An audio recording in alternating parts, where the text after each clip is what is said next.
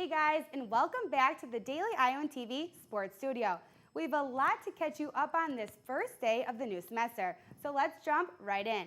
As always, we will update you on the big stories you missed over the summer. But before we get to all of that, a number of fall sports are already in full swing, with field hockey, soccer, and volleyball getting their seasons underway this past weekend. And what better way to get caught up on everything black and gold than by kicking it off with the return of our Monday Evening Whip Round. Guys? Thanks, Alyssa.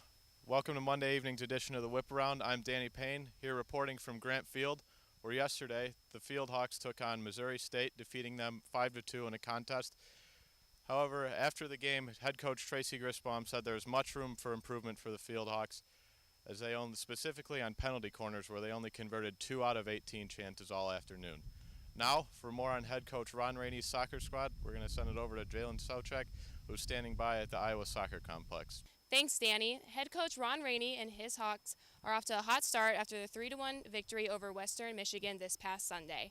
The victory not only marks their second straight of the preseason, but their 20th consecutive non-conference win. Melanie Prickett was off to a dominant start, with accounting for the first 2 goals in Saturday's contest. The Hawks will return to action this weekend for a pair of matches against UC Davis and Pacific. And now we'll toss it over to Carver Hawkeye Arena, where our own Taylor Axelson has the latest on the Volley Hawks. Thanks, Jalen. 2 nights ago, the University of Iowa volleyball team opened up their season with its annual black and gold scrimmage. They had the gold team had victories in all 4 sets, 3-25 points and 1-15. Senior Rachel Bedell hit double digits in kills with 15. Bethany Yeager and junior Carrie Miller each recorded 21 digs, and sophomore Ann Yanda finished the game with 35 assists.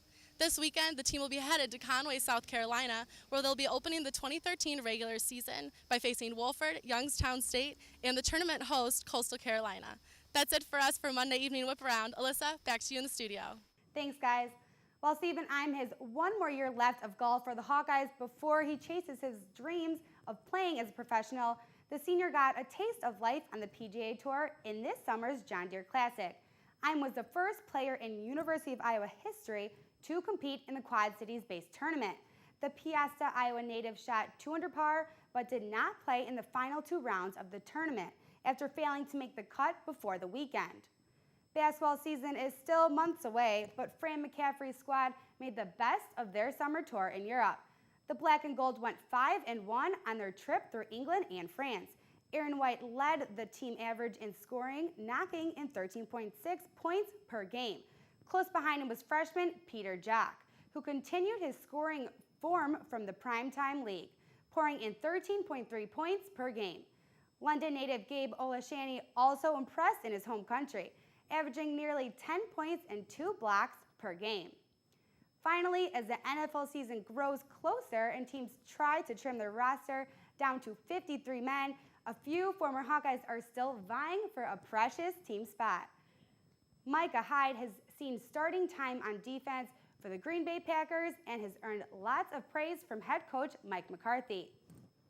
Keenan Davis is already on his second NFL team, competing for a wide receiver spot with former Iowa teammate Marvin McNutt in Miami. And this just in, last year's starting quarterback James Vandenberg has been cut from the Minnesota Vikings after attempting to work his way into head coach Leslie Frazier's plans. Preseason cuts were also unfriendly to former Orange Bowl champion and Hawkeye starting quarterback Ricky Stanzi, who was cut after 3 years of service with the Kansas City Chiefs. A whole lot more coming up tomorrow, but for now, it's back to you guys at the desk.